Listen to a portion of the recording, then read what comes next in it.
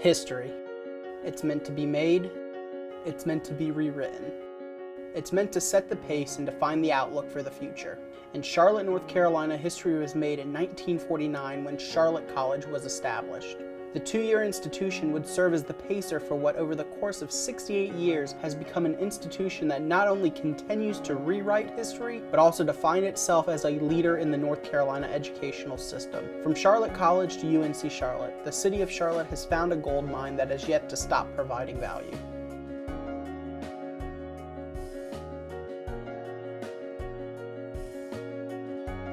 With World War II just ending and the GI Bill in effect to help provide soldiers the right to an education, North Carolina opened the Charlotte Center of the University of North Carolina in 1946. Fast forward 3 years, and with the state beginning to close the centers, the Charlotte Center was taken over by the local school district and officially became known as Charlotte College in 1949. While originally holding classes at Central High School near uptown Charlotte, enrollment would increase and require the acquisition of a permanent location. In 1958, Charlotte College became state-supported, and in 1961, the location that is now UNC Charlotte became the permanent location for Charlotte College. A small and humble beginning for what has now become one of the largest universities in North Carolina, Charlotte College consisted of the two original buildings, Kennedy and Macy, and a barn that would serve as the student hangout before the Cone Center was established in 1963. It was 1963 when Charlotte College's outlook to the future began to make strides. Charlotte College went from a two-year institution to a four-year institution before joining the North Carolina educational system in 1965, and since 1972, the university has been known as the University of North Carolina at Charlotte. The transition from Charlotte College to what is now UNC Charlotte involved a lot of work from a lot of people. It was a process that took years to bring to fruition and at points struggled to stay alive, but one individual became the face and focal point to the history and success found at UNC Charlotte. Known as the founder of UNC Charlotte, Bonnie Cone's legacy goes further than any proprietary title. Ms. Cone was an integral part in the formation of Charlotte College. She was an integral part in bringing collegiate education to Charlotte. And most importantly, she was an integral part in the history generations of 49ers have made. During the early years through the transition from Charlotte College to UNC Charlotte, there were struggles and tribulations, but where many would have backed down, Ms. Cone understood the importance and was not content with stopping before her master plan was achieved. Had to stay alive first, because 49 was that critical year. We worked hard and got us a bill passed and, prepared and introduced and passed to stay alive. This great populous region, the missing ingredient for a great city, we felt was a university, and we knew we had to have one. Ms. Cone's perseverance paid dividends as Charlotte College was set to flourish. With Kennedy and Macy set to become the first buildings on a permanent campus, a vision was becoming a reality. But I came out here, just had to come look at it, it had been approved, Goodness sakes alive, Atkins Thompson's men were out here, the bulldozers were going everywhere, breaking up the land, getting ready to start the construction. I went back to town to get to a phone and called Mr. Atkins, who was chairman of our board, and I said, "Murray, you promised me we could have a groundbreaking. Waited all these years." And he said, "Yes, you can have it. Plan it for Monday morning." Just like that. Friday morning, plan it for Monday morning.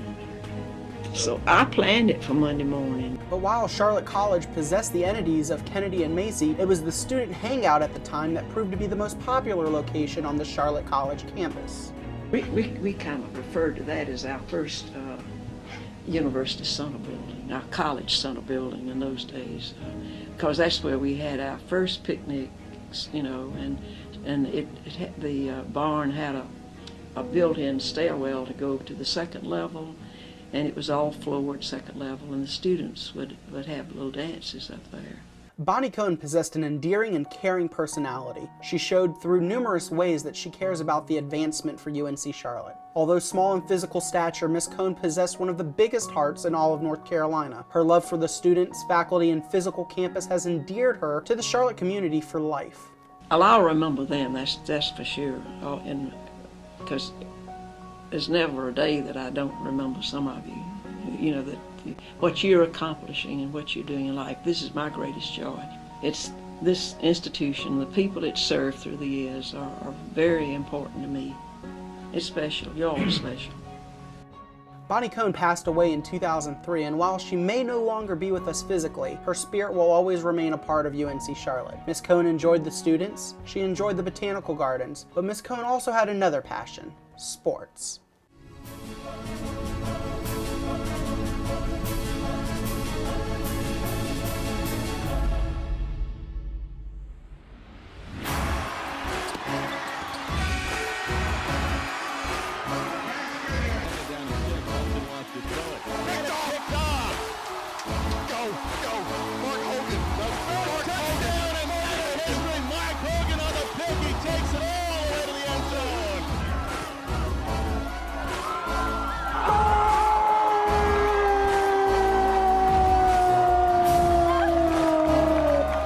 He's going to be congratulated by coaches. He'll touch home plate, and that's going to do it here in the first of this doubleheader Saturday. With 2 seconds, Carter Circus shot in the lane at the shot clock buzzer.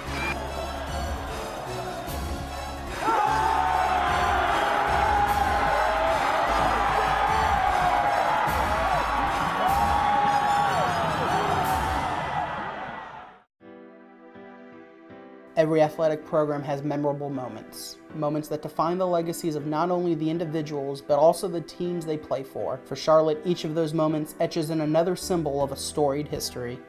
An athletic program younger than many others, the Charlotte 49ers over the years have made a name for themselves through conference championships and tournament runs. One of the most iconic teams in Charlotte athletics history was the 1977 men's basketball team. This would be the only time Charlotte basketball would make it to the Final Four of the NCAA tournament, and the transition from Cinderella team to legitimate contender was an awe-inspiring moment for Charlotte's legacy. The basketball team at the University of North Carolina, Charlotte, they're called the Mean Green, will play tomorrow in the NCAA semifinals in Atlanta. We say that matter-of-factly, but in Charlotte it's anything but that. 10 seconds to go. Scott, this may be it. It is! The freshman from Columbia, Maryland. 7-point lead, 7 seconds to go. That may be it. Right there. The upset of #1 ranked University of Michigan after UCLA went down on Thursday and Kentucky today. The top 3 teams of the country have gone down. 4 seconds to go. Nobody shooting with 1 second. It's over. And there's the upset. University of North Carolina, Charlotte 75, Michigan 68. They called them the Cinderella team. They're no longer Cinderella. You know, showed the Charlotte right up there with everybody else. Everybody, you know, they said they couldn't do it, and they went right out and did it. This was a beautiful city. It just needs something like we've had happen here to wake up people to realize that. Over the years, Charlotte has been part of numerous conferences, including the Sun Belt, Metro, Atlantic 10, and back to Conference USA for its second stint in 2013. Through these transitions, no matter the competition, Charlotte has always played competitively in all sports. However, while numerous sports boasted postseason tournament berths after the 1977 men's basketball team, it would be 2011 before the university would truly have the opportunity to taste a national championship again. The 2011 men's soccer team was a special one. They were fighters, and even when the games got tough, they always found a way to pull out a victory. The 49ers would enter the NCAA tournament as an at-large team after falling in the A-10 conference tournament. Charlotte, being a fighter all year, was not surprised by the regional placement of their team. The 49ers were given a home match in the first round against Furman and Akron in the third round while playing on the road for the majority of their run. The 49ers would defeat UAB, Akron, UConn, and Creighton before setting up an ultimate championship showdown with in-state North Carolina. While the 49ers would fall to the Tar Heels 1-0, the run by the men's soccer team symbolized a coming together of the student body some had not seen since the 1977 men's basketball team. Now with Charlotte football begun and the athletics at Charlotte set to continue to grow, the campus of UNC Charlotte and the nation of Niners that inhabit it will continue to grow as well.